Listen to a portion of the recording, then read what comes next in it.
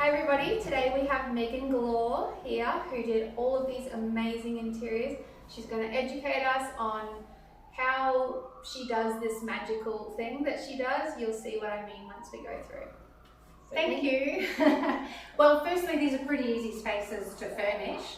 And within this building, you'll see as we sort of go along that we've furnished a number of apartments.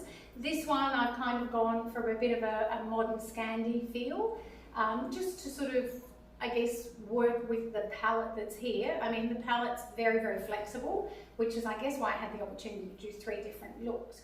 So anyone interested in creating a modern sort of Scandi look, Scandi is generally more black, whites and neutrals, like often, you know, some oak or something like that. So I've got some oak paneling on the front of the kitchen cabinets, which I've chosen to carry through to different parts of the apartment, like the dining room table. But I wanted to mix up just traditional Scandi a little bit, add some colour, you know, because it is Queensland after all. We do love a bit of colour.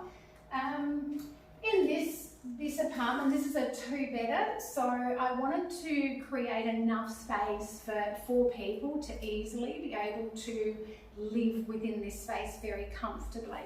And that meant having a generous sofa, some nice Scandi looking chairs and things like that. And I think a really important thing that people should always remember when they're furnishing an apartment is it doesn't need to be small. You still want furniture, whether that's occasional chairs, a dining table or whatever, that's the right size so that you can actually use it and enjoy it. And these apartments allow for that. You can easily have a dinner party for 4 people here, but also creating enough space in any zone that people can still move around. And it's really important. You don't want to feel squashed and claustrophobic. Generally, I don't put TVs in these things because I think it looks so much nicer with art, and I've got a personal dislike for TVs. I have a question actually about your art. So somebody like me looks at this and thinks that's so beautiful. Then I try to replicate it at home and it looks like my 5-year-old's done a collage.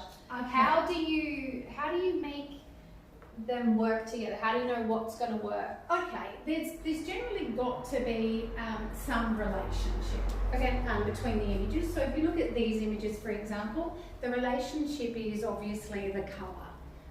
So we've used loads of different pictures that don't necessarily, as a subject, relate to each other. But we've got the beautiful aqua of the sea, then we've got the jag that's the very similar colour. And then we've got the botanical print that is also a similar colour, and we're still picking up. So if you look at each piece of art, but then we also want to keep it interesting. So by using an oak frame, a black frame and a white frame, those frames reference something else somewhere else in this space. And then you'll also see that the colour, and those art pieces are chosen mainly because they reference the tan leather in the room. I understand. So you've got the aqua running through them that keeps them together, and then the tan is referencing to the... Yes, and then, so then the black, the oak and the white references something else somewhere else within the space. So it's also, again, that's what it comes back to, creating that cohesiveness by thinking of your space holistically before you start buying anything, so that you have a plan. So you're like, this is my colour palette, this is the look that I'm going for, and then come up with a plan how you're going to create that look holistically and then go through each space. And that was it was such a great tip that you said before, especially for first home buyers. If you come up with exactly how you want it to look, then start with the pieces you can afford, but then as you save and as time goes on, get the right pieces, rather than, you know, head to Kmart with the budget and try to make it work.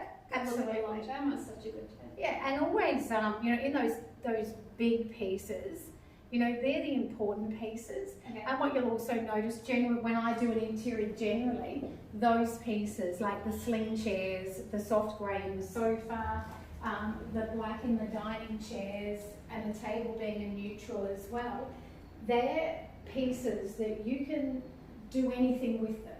Yeah. Okay. So we can take these cushions off this sofa and we'll take those cushions off the sling chairs and we can come up with a completely different look. Yeah, right. Just so it'll purely, stay cohesive. it'll stay cohesive because you've got those key pieces. They all work together now, and by just changing, somebody might not like blue or whatever. You could put green, you can put just all copper, you can put white. There's no colour that will not go with these major pieces. And so that's, you know, my biggest tip for when people choose to buy their bigger items, you know, sofas, occasional chairs, which can be expensive, tables. Go with something that you can change the look constantly. Like a lot of people like to change their look seasonally. Okay. You know, like so they'll have, you know, maybe fluffier, heavier cushions for winter, and then in summer swap those out for some really nice soft textured linens and things like that. So yeah, that's my big tip for people. Be really, really careful when you buy your big pieces, make them neutral, and buy the best you can possibly afford. She's a genius. Do you want to look through the bedrooms? Yeah, as well? absolutely. Why not? Oh, I have a question. Can you come? Yeah. Okay, so when I first came to this building, there was many things I loved about the interiors, but I would never have thought to put the animal artwork, and I love it so much. Yeah.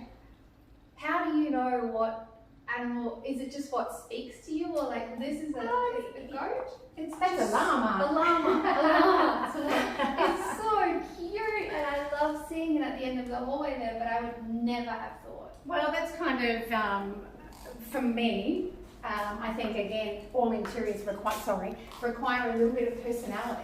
Yeah. Okay. So I think we can all take them a little bit too seriously. So you need to be able to throw in a few little quirky things. Mm-hmm. And you know, for me, placing that llama there was purely like, what are you looking at? You know, as somebody's coming down the hallway.